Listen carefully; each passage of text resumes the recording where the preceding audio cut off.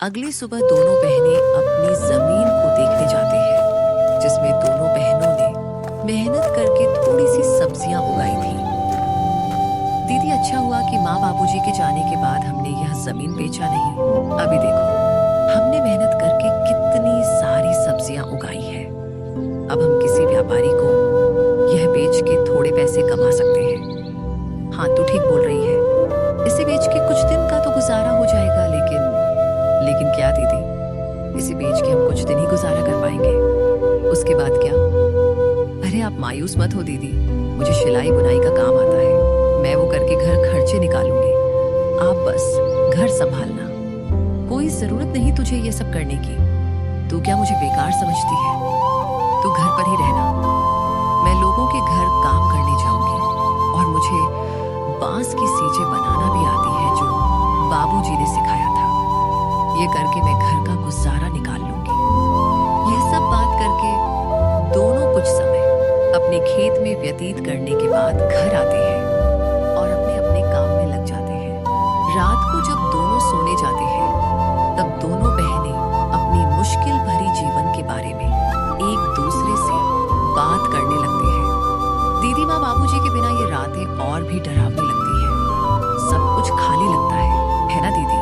हाँ मीरा, पर अब हम माँ बाबूजी दोनों की जिम्मेदारी निभा रहे हैं। हमें हार नहीं माननी। ये जमीन, ये घर, सब कुछ उनका दिया हुआ है। हमें इसे बचाना है किसी भी कीमत पर। यही सब तो माँ बाबूजी की यादें हैं। ज्योति बहुत ही हिम्मती थी।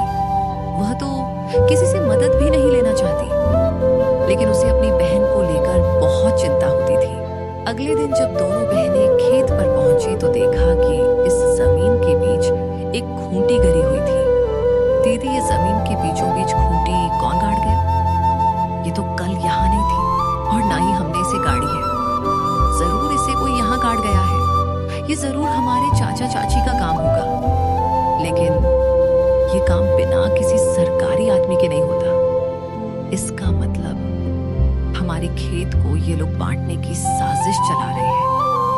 उसी वक्त दूर से धर्मपाल आता दिखा और उसके साथ विमला और उनका बेटा कमल भी था।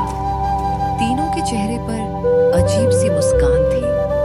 अरे बेटियों, घबरा क्यों रही हो? हम तो बस मदद करना चाहते हैं। तुम्हारे माँ बाप के जाने के बाद जमीन की देखभाल जरूरी है। तुमसे अकेले तो होगा नहीं। चाचा जी, आपकी मदद की जरूरत नहीं है हमें। यह जमीन हमारी माँ बाबूजी की निशानी है। इसे किसी के हवाले नहीं करेंगे। अरे बच्चियों, ऐसे कैसे नहीं दोगे? ये जमीन तो तुम्हारी और हमारी है। कमल के दादाजी ने अपने दोनों बेटों को बराबर हिस्सा करके दिया था, लेकिन शायद तुम्हारे पिता अपने आखिरी दिनों में तुमसे यह बात बोलना भूल गए। इतने साल तो हम साथ ही खाए पिए हैं। हम तो तुम्हारी भलाई ही चाहते हैं। अब ये दुश्मनी क्यों? दुश्मनी तब शुरू हुई चाची, जब आपने हमें अकेले समझकर हमारी जमीन पर नजर डाली। और चाची, दुश्मनी तो आप लोग हम दोनों से निकाल रही हो। अरे मीरा, इतनी गरज क्यों रही हो? छोटी हो छोटी बनकर रहो। ऐसे बड़ों के बीच मत बोल समझी। अरे जाओ, कैसे बड़े लोग जिनकी सोच छोटी होती है, वे उम्र में बड़े होकर भी सम्मान के हकदार नहीं होते। मीरा, तो कुछ मत बोल। और हाँ, अब अगर आप लोग हमारे खेत के पास भी आए तो अच्छा नहीं होगा। हम कमजोर दिखते हैं पर डरते नहीं। धर्मपाल ने सब कुछ चुप कराकर कहा।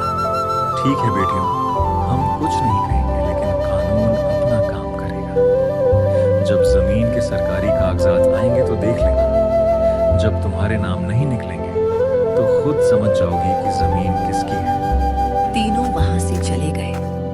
ज्योति और मीरा कुछ देर तक खामोश खड़ी रही। दीदी, क्या वो सच में कागज बदलवा सकते हैं? कुछ भी कर सकते हैं मीरा। लालच में आदमी अंधा हो जाता है। हमें किसी पर भरोसे नहीं करना चाहिए।